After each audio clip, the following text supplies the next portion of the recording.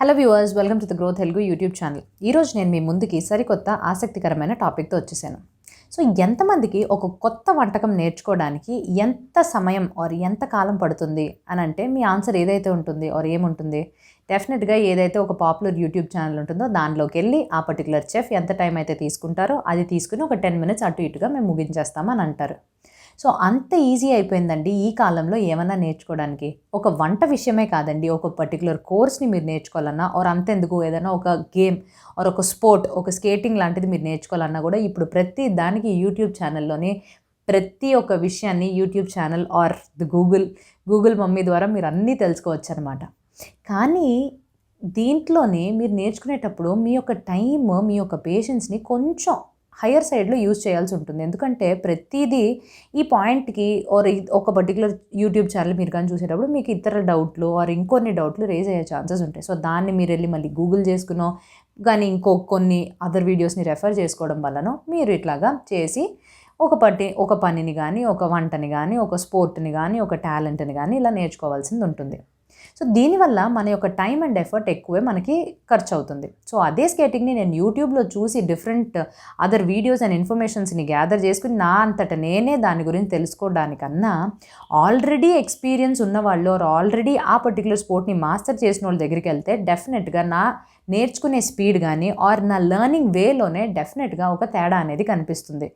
ఈ particular masters are coaches ఎవరైతే ఉంటారో వాళ్ళు ఆల్రెడీ దీన్ని మాస్టర్ చేసి ప్రాక్టికల్గా ప్రాబ్లమ్స్ని ఎదుర్కొని వాళ్ళు డెఫినెట్గా మనకి చిట్కాలు అనేవి ఇస్తూ ఉంటారు. కాబట్టి మనం నేర్చుకునే పద్ధతి అండ్ విధానం కూడా మనం సెల్ఫ్గా నేర్చుకోవడం కన్నా ఒకళ్ళ దగ్గరికి వెళ్ళి నేర్చుకునే దాంట్లో డెఫినెట్గా ఒక తేడా అనేది ఉంటుందండి. సో ఎందుకు నేను ఈరోజు ఎవరి దగ్గరికో వెళ్ళి నేర్చుకోవడం ఆర్ మన సొంతగా నేర్చుకోవడం కన్నా ఇంత లెక్చర్ ఇస్తున్నానంటే ఈరోజు నేను మీకు అటువంటి ఇన్వెస్ట్మెంట్ డెసిషన్స్కి సంబంధించిన ఒక టాపిక్తో వచ్చేసాను అనమాట. ఇంకెందుకు ఆలస్యం, వెళ్ళిపోదాం ఆ వీడియోలోకి. సో వీడియోలోకి వెళ్ళడానికన్నా ముందు మీరు కానీ ఇంకా గ్రో తెలుగు యూట్యూబ్ ఛానల్కి సబ్స్క్రైబ్ చేసుకున్నట్టయితే బెల్ ఐకాన్ని క్లిక్ చేయండి. అండ్ మా డెఫినెట్గా ఎప్పటికప్పుడు అప్డేట్స్ కానివ్వండి, ఇన్వెస్ట్మెంట్ డెసిషన్స్కి సంబంధించినవి కానివ్వండి, ఎడ్యుకేషనల్ పర్పసెస్ కోసం ఎన్నో ఇటువంటి మంచి కంటెంట్ని మీ ముందుకి మేము అందిస్తాం. అండ్ నేను సిఏ హిరణ్మ. అండ్ ఈరోజు మనం చూడబోయేది మ్యూచువల్ ఫండ్స్ ఎలాగ ఆపరేట్ అవుతాయి ఆర్ మ్యూచువల్ ఫండ్స్ అసలు ఎందుకు అని. సో నేను ఇప్పుడు చెప్పినట్టుగా ఒక వంటకాన్ని నేర్చుకోవడానికే మనం ఇన్ని రెఫర్ చేసి టైంని పెడుతూ ఉంటాం. ఇలాంటి ఒక కాన్సెప్ట్నే మనం ఈక్విటీ ఇన్వెస్ట్మెంట్కి కానీ పొడిగించి ఆర్ అప్లై చేసినట్టయితే ప్రతి ఒక్క దానికి మనం వెళ్ళి ఒక యూట్యూబ్లోనో చూసుకుని ఆ ఇన్ఫర్మేషన్ని అటు ఇటు గ్యాదర్ చేసుకుని ఎవ్రీ టైం ఇదే ప్రాసెస్ని, బికాజ్ ఈక్విటీ ఇన్వెస్టింగ్ అంటే మనం డే ఇన్ డే అవుట్ చేయొచ్చు ఆర్ రెగ్యులర్గా వీక్లీ వన్స్ చేయొచ్చు. సో ఇలాగా రెగ్యులర్ పీరియడ్స్లో చేయాలి అని అనుకునేటప్పటికీ ఇలా ఎంతవరకు వర్కౌట్ అవుతుంది? ప్రతిసారి మనం వెళ్ళి ఒక ఇన్ఫర్మేషన్ని చేసుకుని అది చేసి ఇది చేసి, బికాజ్ ఈక్విటీ ఇన్వెస్ట్మెంట్ కొంచెం వంట చేసిన అంత ఈజీ అయితే కాదు. ఒక 2 సార్లు మీకు ఇదైపోతే ఆ కూరని తీసుకెళ్ళి డస్ట్బిన్లో వేయచ్చు, కానీ ఈక్విటీ ఇన్వెస్ట్మెంట్తో అది కాదండి. బికాజ్ ఇది డబ్బులతో పని. సో ఒక పర్టికులర్ ఇన్వెస్టర్ ఈక్విటీ ఇన్వెస్టింగ్ చేయాలి అని అనుకుంటే దానికి తగిన ఛాలెంజెస్ ఆయన ఫేస్ చేయాల్సి ఉంటుంది. ఫర్ ఎగ్జాంపుల్, ఎటువంటి కంపెనీ స్టాక్స్లో నేను ఇన్వెస్ట్ చేయాలి అండ్ ఆ పర్టికులర్ స్టాక్స్కి పాస్ట్ పర్ఫార్మెన్స్ ఎలా ఉంది, ఫ్యూచర్లో గ్రోత్ అసలు ఎలా ఉండబోతుంది. అండ్ నా దగ్గర చాలా తక్కువ ఇన్వెస్ట్మెంట్ అమౌంట్ ఉంది, కానీ అందరూ డైవర్సిఫైడ్ అంటున్నారు. అంటే ఒకే దాంట్లో మొత్తం ఇన్వెస్ట్ చేయకూడదు. సో నా దగ్గర ఉన్న ఇంత కొంచెం తోటి నా రిస్క్ని నేను డైవర్సిఫై చేసుకోవడానికి 20-30 స్టాకుల్లో నేను అసలు ఎట్లా ఇన్వెస్ట్ చేయాలి? అది ప్రాబ్లమే. అండ్ మూడవది, నేను కానీ ఒక పర్టికులర్ స్టాక్స్లోని ఈ మంత్లో ఇన్వెస్ట్ చేశాను, కానీ ఆ స్టాక్స్లో కొన్ని ఆన్ ద లోవర్ సైడ్ కానీ అట్లాగ ఉంటున్నాయి.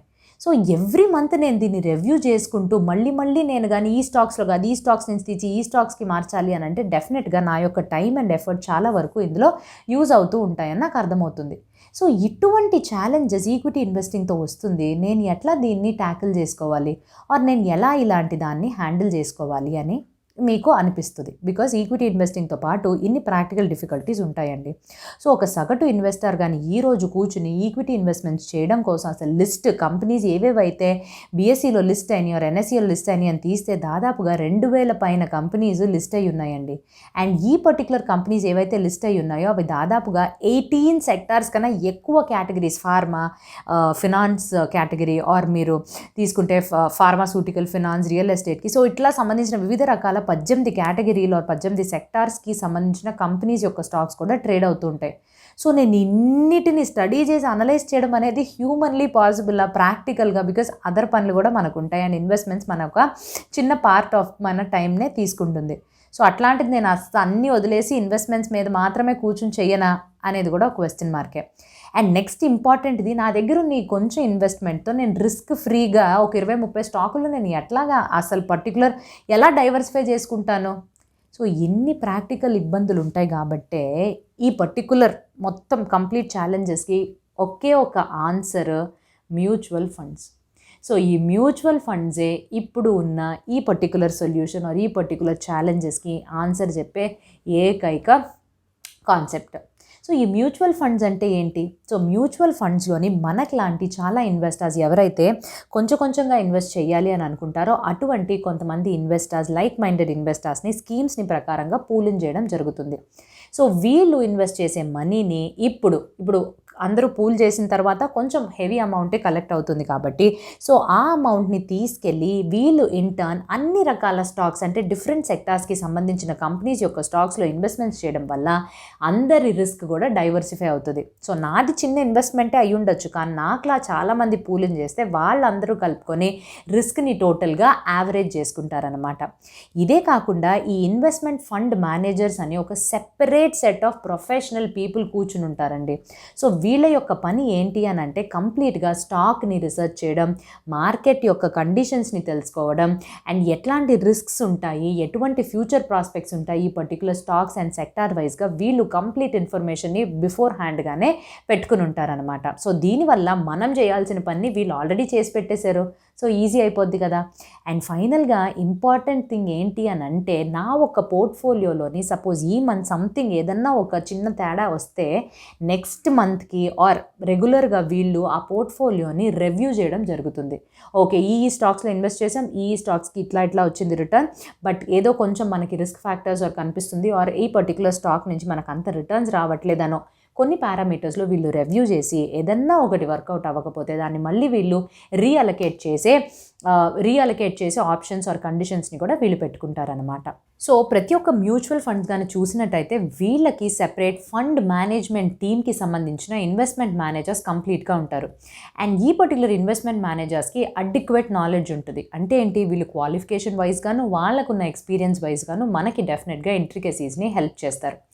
అండ్ వీళ్ళు డెసిగ్నేషన్ వైజ్గా అంటే సిఐఓ నుంచి ఒక ఫండ్ మేనేజర్ నుంచి అనలిస్ట్స్గా ఒక పర్టికులర్ క్యాడర్లో వీళ్ళు వర్క్ చేస్తూ రిపోర్ట్ చేస్తూ ఉంటారనమాట. అండ్ ఇది మాత్రమే కాకుండా వీళ్ళ యొక్క డెసిషన్స్ వీళ్ళు ఎలా తీసుకుంటారంటే ఎమోషన్ బేస్డ్గా కాకుండా రేషనల్ బేస్డ్గా అంటే ఆబ్జెక్టివ్గా ఉన్న ఇన్ఫర్మేషన్ని వీళ్ళు ప్రాసెస్ చేసి వాళ్ళ యొక్క ఎక్స్పీరియన్స్ అండ్ నాలెడ్జ్ని దాంతో కలిపి ఎటువంటి ఫ్యూచర్లో రిస్క్స్ అండ్ ఎర్నింగ్స్కి ప్రెడిక్షన్స్ ఉంటాయి అని వాళ్ళు సెవరల్ పర్మిటేషన్స్ అండ్ కాంబినేషన్స్ చేసిన తర్వాత అండ్ ఇన్వెస్టర్స్ ప్రిఫరెన్స్ ప్రకారంగా వీళ్ళు ఇన్వెస్ట్మెంట్స్ చేయడం జరుగుతుందన్నమాట. సో అందుకనే ఈ మ్యూచువల్ ఫండ్స్ అనేవాళ్ళు ఎక్స్పర్ట్స్. సో మీరు ఈక్విటీ ఇన్వెస్ట్మెంట్స్ చేయాలి అని మీరు అనుకుని అండ్ మీ యొక్క ఇన్వెస్ట్మెంట్ అనేది తక్కువ ఉండి మీ రిస్క్ని మీరు డైవర్సిఫై చేసుకోవాలని అండ్ ఎప్పటికప్పుడు నాది ఎవరన్నా రివ్యూ చేసి పెట్టి దాన్ని రీఅలకేట్ ఎవరన్నా సరిగ్గా వర్కౌట్ అవ్వతే రీఅలకేట్ చేసుకోవాలి అని కానీ మీకు అనిపించినట్టయితే ఇమీడియట్గా మీరు కళ్ళు మూసుకుని మ్యూచువల్ ఫండ్స్ అనే ఆప్షన్స్కి వెళ్ళిపోవడం అనేదే కరెక్ట్ థింగ్ అనమాట. సో ఈ మ్యూచువల్ ఫండ్స్ అనేది మనకి ఒకే చోట అన్నిటికీ ఆన్సర్స్ ఇస్తాయి అన్నమాట. మన యొక్క తక్కువ ఇన్వెస్ట్మెంట్స్ని డైవర్సిఫై చేస్తూ మన యొక్క రిస్క్ని తగ్గిస్తూ అండ్ ఫండ్ మేనేజర్స్ని ప్రొవైడ్ చేస్తూ వాళ్ళ యొక్క ఎక్స్పర్టైజ్ అండ్ ఎక్స్పీరియన్స్ తోటి ఎటువంటి స్టాక్స్లోని ఇన్వెస్ట్మెంట్స్ చేయాలి అనే దాని మీద ప్రొవైడ్ చేస్తూ అండ్ సింగిల్ ఆప్షన్సే కాకుండా డిఫరెంట్ కేటగిరీస్లో వీళ్ళు మనకి డిఫరెంట్ అండ్ ఆల్టర్నేట్ ప్రోడక్ట్స్ని ప్రొవైడ్ చేస్తూ మన ముందుకు వచ్చారు. సో జనరల్గా మన యొక్క అండర్స్టాండింగ్ ఒక మ్యూచువల్ ఫండ్ అంటే ఏంటి, సో వీళ్ళు ఇంటర్న్ ఒక స్టాక్ మార్కెట్లోనో లేకపోతే ఈక్విటీ బేస్డ్ ఫండ్స్లోనో ఇన్వెస్ట్ చేస్తారు అనేది మన యొక్క నార్మల్ థాట్ ప్రాసెస్. బట్ అది కాదండి, వీళ్ళు మనకి డిఫరెంట్ కేటగిరీ ఆఫ్ ఫండ్స్ని మన ముందుకి తీసుకొస్తారు. Like equity based funds, debt or fixed income funds, real ఎస్టేట్లో కూడా మీరు ఇన్వెస్ట్ చేయొచ్చు ఈ ఎంఎఫ్ ద్వారా, అండ్ ఫైనల్గా investment in gold or silver. So ఈ 4 categories or 4 type of different ప్రోడక్ట్స్ని కూడా వీళ్ళు మనకి ఆఫర్ చేస్తున్నారు. సో ఈ ఈక్విటీ బేస్డ్ ఎంఎఫ్స్ అని అంటే వాళ్ళు ఇన్ టర్న్ స్టాక్స్ ఆర్ ఈక్విటీస్లో ఇన్వెస్ట్ చేస్తారు. Debt or fixed based MFs అంటే వీళ్ళు బాండ్స్లో ఇన్వెస్ట్మెంట్స్ చేస్తారు. And next gold or silver investments అని అంటే వీళ్ళు గోల్డ్ రేటెడ్ బాండ్స్ ఇట్లాంటి వాటిలో వీళ్ళు ఇన్వెస్ట్మెంట్స్ చేయడం జరుగుతుంది. అండ్ మళ్ళీ ఈ ఈక్విటీ ఫండ్స్లోనే మీకు సబ్ కేటగిరీస్ ఉంటాయి. అంటే మీరు ఒక లార్జ్ క్యాప్ ఫండ్లోనో మిడ్ క్యాప్ ఫండ్లోనో or combination of large cap mid క్యాప్లో చేయాలి అని అనుకుంటే అటువంటి కాంబినేషన్స్ని కూడా వీళ్ళు ప్రొవైడ్ చేస్తారు. సో సింపుల్ ఎగ్జాంపుల్స్గా నేను మీ ముందుకి ఈక్విటీ ఫండ్స్లో దాదాపుగా 11 టైప్స్ ఆఫ్ ఫండ్స్ని, డెట్ బేస్డ్లోని 11 టైప్స్ ఆఫ్ ఫండ్స్ని అండ్ హైబ్రిడ్గా కొన్ని పర్టికులర్ ఫండ్స్ని నేను మీ ముందుకి ఇప్పుడు చెప్తాను. సో ఈక్విటీ ఫండ్స్లో వీళ్ళు మనకి 11 టైప్స్ ఆఫ్ ఫండ్స్ని ఆఫర్ చేస్తున్నారు. ఏంటి అని అంటే large cap fund, mid cap fund, small cap fund, large and mid cap fund, flexi cap fund, multi cap fund, focused fund, ELSS fund, sectoral fund, thematic fund, value, dividend yield and Contra fund. అదే కానీ మీరు debt ఫండ్స్లోకి వచ్చినట్టయితే ఇక్కడ కూడా వీళ్ళు 11 types of ఫండ్స్ని offer చేస్తున్నారు. ఎలాగా అని అంటే over night and liquid funds, ultra short and low duration funds, money market funds, short duration funds, banking and public sector unit funds, corporate bond funds, floating rate funds, credit risk funds, gilt funds, medium to long duration funds, dynamic bond funds. And hybrid స్కీమ్స్తో కూడా వీళ్ళు మన ముందుకు వచ్చారండి. ఈ hybrid స్కీమ్స్తో కూడా conservative hybrid funds, balanced hybrid funds, aggressive hybrid funds, dynamic asset allocation funds and solution oriented funds base నుంచి కూడా వీళ్ళు రిటైర్మెంట్ ఫండ్స్ని అండ్ చిల్డ్రన్స్ ఫండ్ని మన ముందుకి తీసుకొచ్చారు. సో ఇన్ని ఆప్షన్స్తో అండ్ సబ్ ఆప్షన్స్తో మన ముందుకి ఎంఎఫ్ వాళ్ళు వచ్చినప్పటికీ ఆర్ మ్యూచువల్ ఫండ్స్ ఆఫర్ చేస్తున్నప్పటికీ మనకి అన్ని వన్ స్టాప్ సొల్యూషన్గా దొరుకుతూ నేను చెప్పిన ఈ పర్టికులర్ ఛాలెంజ్ని ఏదైతే ఫేస్ చేస్తామో మనం ఒక ఎక్స్పర్ట్స్ దగ్గరికి వెళ్ళినట్టయితే మనకి చక్కగా మంచి చిట్కాలతోటి, టైం సేవింగ్ టెక్నిక్స్ తోటి అండ్ మనల్ని మన యొక్క రిస్క్ని తగ్గిస్తూ వీళ్ళు డెఫినెట్గా మన యొక్క బెటర్మెంట్ అండ్ బెటర్మెంట్ వైపే వర్క్ చేస్తారనమాట. సో అదండి ఈ particular introduction to mutual funds. So ఎందుకు మ్యూచువల్ ఫండ్స్ ఆర్ ఎటువంటి వాటిని మ్యూచువల్ ఫండ్స్ మనకు ఆఫర్ చేస్తుంది అండ్ మెయిన్గా ఈ మ్యూచువల్ ఫండ్స్ ద్వారా మన యొక్క ఇన్వెస్ట్మెంట్ గోల్ని మనం ఎలా రీచ్ అవ్వాలనేది ఈ వీడియో ద్వారా తెలుసుకున్నాం కదా. మీకు కానీ వీడియో నచ్చినట్టయితే please do like the video and మీ యొక్క ఫీడ్బ్యాక్ని కమెంట్ సెక్షన్లో ప్లేస్ చేయండి. అండ్ ఈ వీడియో డెఫినెట్గా ఒక ఎడ్యుకేషనల్ పర్పస్ కోసం చేయడం మాత్రమేనండి. అండ్ డెఫినెట్గా మీరు వెళ్ళి నెక్స్ట్నే ఈ వీడియో చూడగానే ఎంఎఫ్స్లో మీరు ఇన్వెస్ట్ చేయాలి అని ఎటువంటి టైప్ ఆఫ్ సాలిసిటేషన్ జరగట్లేదు. ఎంఎఫ్స్ అంటే ఏంటి అనే ఒక ఎడ్యుకేషనల్ కంటెంట్తో మాత్రమే రావడం జరిగింది. సో ఇంకా మంచి కంటెంట్తో మీ ముందుకి రావడానికన్నా ముందు please have a happy and a safe investing. Thank you.